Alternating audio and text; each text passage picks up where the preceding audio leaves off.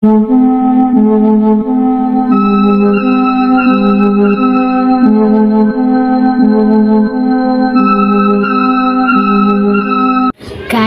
sejarah cinta antara Roro Mendut dan Pronocipto konon sangat mirip dengan kisah cintanya Romeo dan Juliet, tapi ini versi Jawa. Dan makam keduanya ini guys disebut-sebut berada di kawasan Berbah, yaitu di Kabupaten Sleman, Yogyakarta. Dan ternyata guys banyak sekali versi cerita sejarah cinta Roro Mendut dan Pronocipto ini.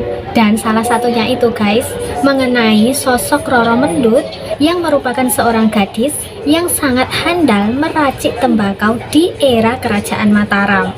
Dan sedihnya itu guys, kisah ini tuh berujung dengan meninggalnya Roro Mendut menyusul meninggalnya sang kekasih yaitu Pronocipto. Dan kemudian mereka ini dimakamkan dalam satu liang lahat. Kisah ini bermula pada zaman dahulu. Di pesisir pantai utara Pulau Jawa terdapat sebuah desa nelayan bernama Teluk Cikal. Desa itu termasuk ke dalam wilayah Kadipaten Pati yang diperintah oleh seorang adipati yang bernama Adipati Pragolo II. Kadipaten Pati sendiri merupakan salah satu wilayah taklukan dari Kesultanan Mataram yang dipimpin oleh Sultan Agung. Nah, di Teluk Cikal hiduplah seorang gadis anak nelayan bernama Roro Mendut.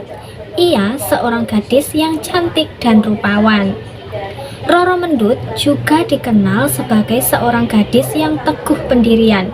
Ia ini tidak sungkan-sungkan menolak para lelaki yang datang melamarnya, sebab ia sudah memiliki calon suami, yakni seorang pemuda desa yang tampan bernama Pronocipto. Pronocipto ini adalah putra dari Nyai Singobarong, dan Nyai Singobarong ini adalah seorang saudagar kaya raya. Nah, suatu hari nih guys ya, kecantikan dan kemolekan Roro Mendut ini terdengar oleh Adipati Pragolo II. Dan kemudian penguasa Kadipaten Pati tersebut ingin menjadikan Roro Mendut ini sebagai selirnya. Dan Adipati Pragolo II ini sudah berkali-kali membujuk Roro Mendut, tetapi Roro Mendut di sini tuh berkali-kali juga menolaknya guys. Nah, di akhir cerita ya, merasa dikecewakan oleh Roro Mendut, akhirnya Adipati Pragolo II ini mengutus beberapa pengawalnya untuk menculik Roro Mendut secara paksa. Para pengawal itu guys tidak peduli dengan rengekan Roro Mendut. Para pengawal ini terus menyeret Roro Mendut dengan menaiki kuda lalu membawanya ke keraton. Dan di keraton sebagai calon selir, Roro Mendut ini dipingit di dalam puri Kadipaten Pati di bawah asuhan seorang dayang bernama Ni Semangka, dengan dibantu oleh seorang dayang yang lebih muda bernama Genduk Duku. Nah, sementara Roro Mendut dalam masa pingitan, di Kadipaten Pati sendiri sedang terjadi gejolak.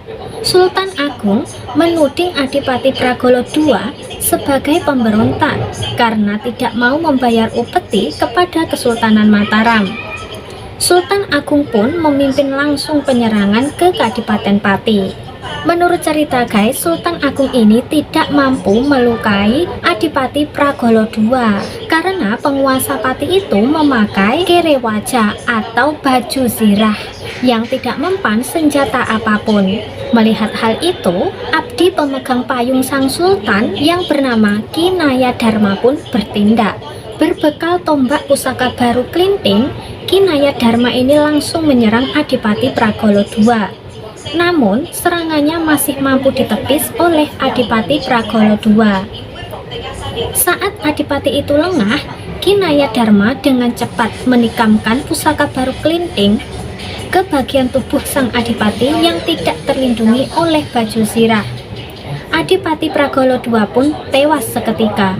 Sementara para prajurit yang dikomandani Panglima Perang Mataram yaitu Tumenggung Wiraguna segera merampas semua harta kekayaan Kadipaten Pati termasuk Roro Mendut. Dan di sini guys, Tumenggung Wiraguna ini langsung terpesona ketika melihat kecantikan Roro Mendut. Ia pun akhirnya memboyong Roro Mendut ini ke Mataram untuk dijadikan selir. Tumenggung Wiraguna berkali-kali membujuk Roro Mendut untuk dijadikan selir, namun selalu ditolak. Bahkan di hadapan Panglima itu, Roro Mendut berani terang-terangan menyatakan bahwa dirinya telah memiliki kekasih bernama Pronocipto. Sikap Roro Mendut yang keras kepala ini membuat Tumenggung Wiraguna sangat murka. Tapi di sini Roro Mendut ini tidak takut mendengar ancaman Wiraguna. Roro Mendut ini lebih memilih membayar pajak daripada harus menjadi selir Tumenggung Wiraguna. Oleh karena masih dalam pengawasan prajurit Mataram, Roro Mendut kemudian meminta izin untuk berdagang rokok di pasar. Tumenggung Wiraguna pun menyetujuinya. Dan ternyata dagangan rokoknya laku keras. Bahkan orang juga beramai-ramai membeli puntung rokok bekas isapan Roro Mendut.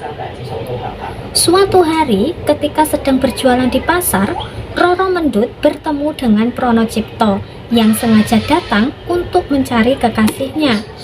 Pronocipto berusaha mencari jalan untuk bisa melarikan Roro Mendut dari Mataram. Setiba di istana, Roro Mendut menceritakan perihal pertemuannya dengan Pronocipto kepada Putri Arumardi, salah seorang selir Wiraguna, dengan harapan dapat membantunya keluar dari istana. Roro Mendut tahu persis bahwa Putri Arumardi tidak setuju jika Wiraguna menambah selir lagi. Putri Arumardi dan selir Tumenggung Wiraguna lainnya yang bernama Nyai Ajeng menyusun siasat untuk mengeluarkan Roro Mendut keluar dari istana. Bersama dengan Pronocipto, sang kekasih, Roro Mendut ini berusaha kabur dan kembali ke kampung halaman mereka, yaitu ke Kadipaten Pati.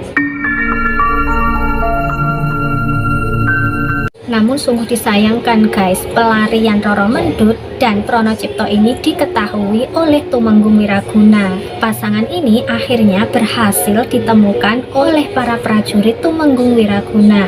Roro Mendut pun dibawa kembali ke Mataram, sedangkan secara diam-diam Wiraguna memerintahkan abdi kepercayaannya untuk menghabisi nyawa Pronocipto.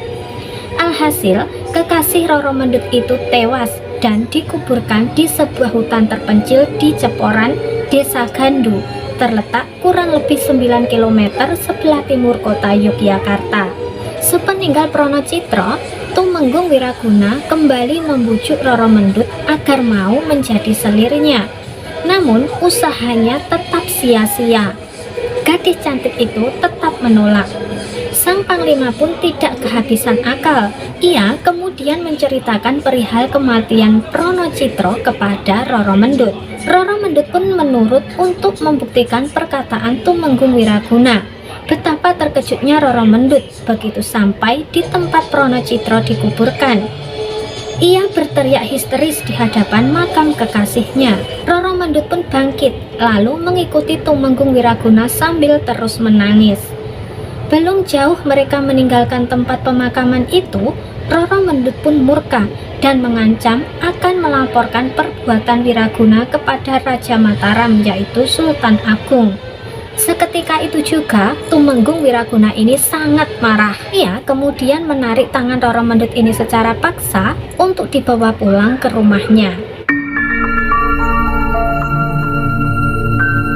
Namun gadis itu menolak dan terus meronta-ronta, berusaha untuk melepaskan diri. Begitu tangannya terlepas, Roro Mendut ini kemudian menarik keris milik Tumenggung Wiraguna yang terselip di pinggangnya. Roro Mendut kemudian berlari menuju makam kekasihnya, dan Panglima Wiraguna ini berusaha untuk mengejarnya. Namun semuanya sudah terlambat.